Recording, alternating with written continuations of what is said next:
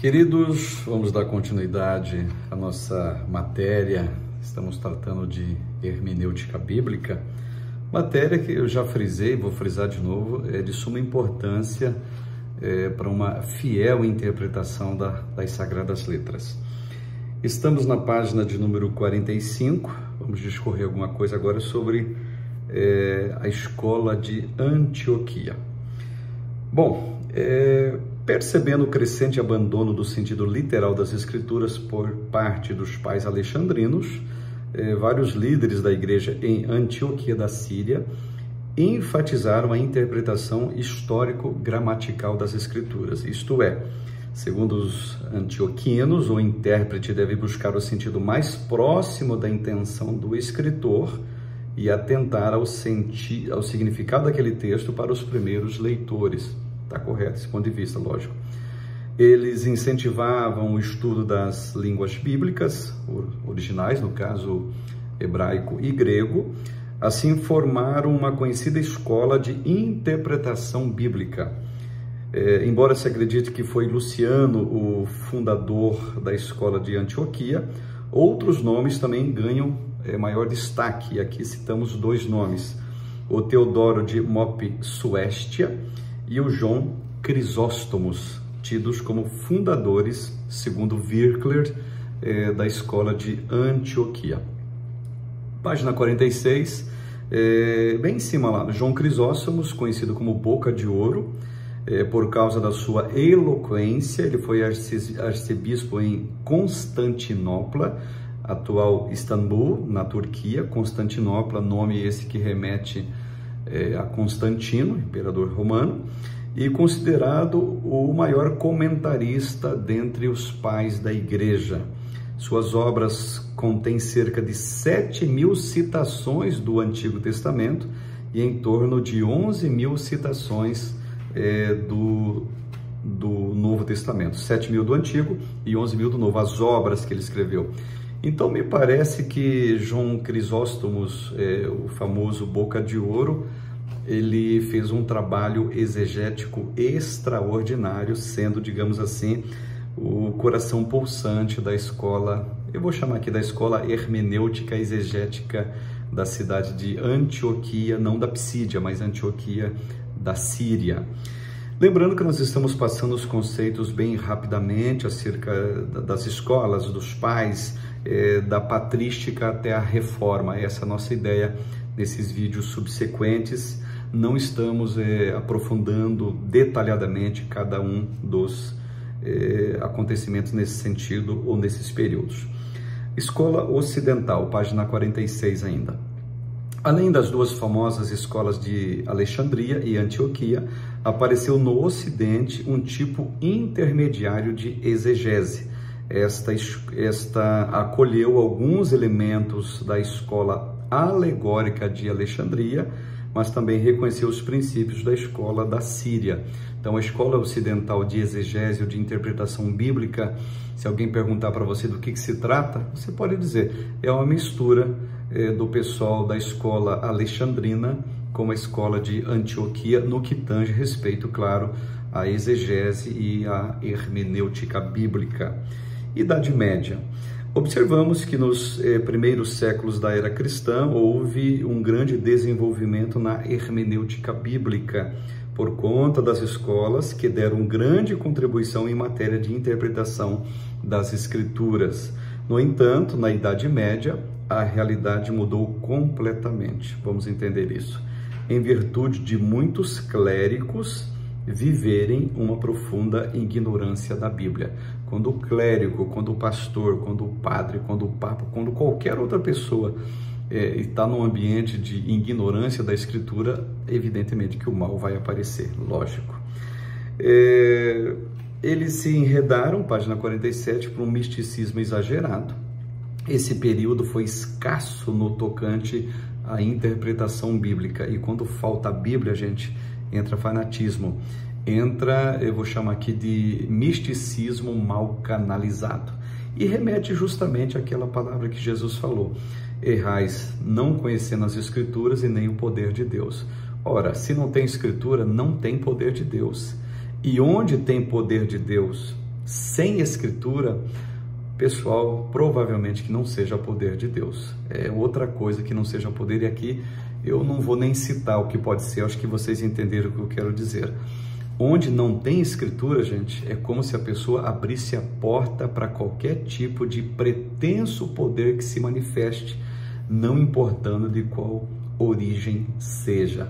Então, portanto, quem conhece a escritura vai ter acesso e conhecerá o autêntico, o genuíno poder de Deus. O que dele se conhecia era somente da Vulgata e através dos escritos dos pais da igreja.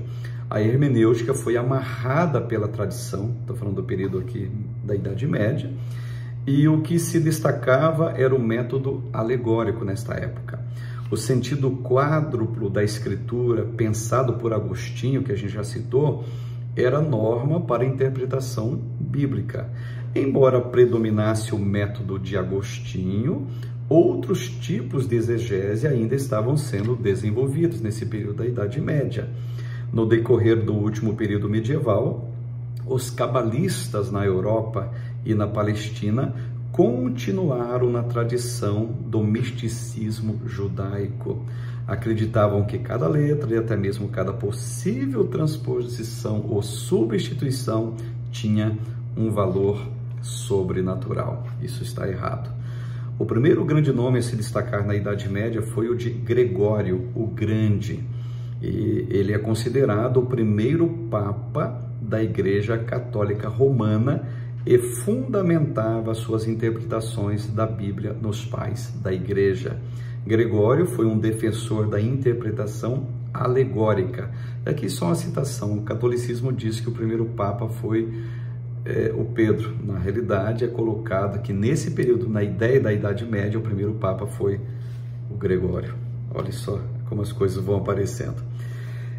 A reforma, não vamos nos ater muito na questão da Idade Média, estamos passando por cima de várias situações aqui, só para corrermos com a conclusão desta matéria e deste livro também. Mas é bom vocês, já que têm o material em mãos, que se detenham, digamos, com mais tempo em cada tópico acerca disso. Estou dando apenas um parecer superficial. A reforma. O fim da Idade Média foi marcado por profundas transformações na história. O divisor desse período aconteceu por meio da Renascença. Nos séculos XIV e XV, havia muita ignorância quanto ao conteúdo da Bíblia. Nesse período, a Bíblia era geralmente lida pelo clero por meio da tradução de Jerônimo, ou seja, a Vulgata Latina.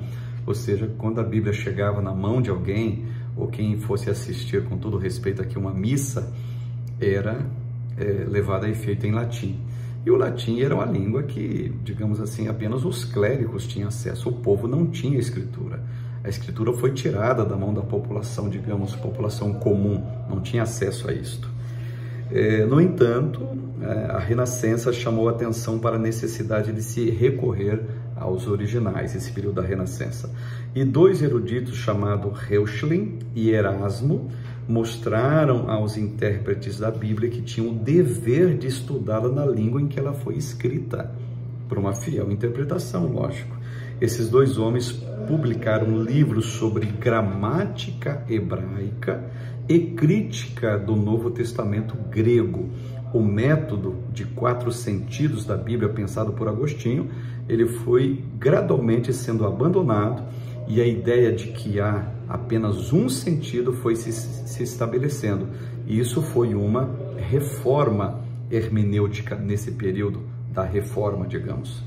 Os reformadores acreditavam que a Bíblia era a inspirada palavra de Deus. Com isso, consideravam as Escrituras como autoridade final em todas as questões teológicas. Contra a infalibilidade da Igreja, eles puseram a infalibilidade das Escrituras. Olha que interessante. O caráter essencial de sua exegese resultou de 2 princípios. Olha só, a Escritura é a intérprete da Escritura, e toda a compreensão da Escritura deve ser de acordo com a analogia da fé. Aqui está embutido nesse período a velha máxima da hermenêutica bíblica. A Bíblia interpreta a Bíblia.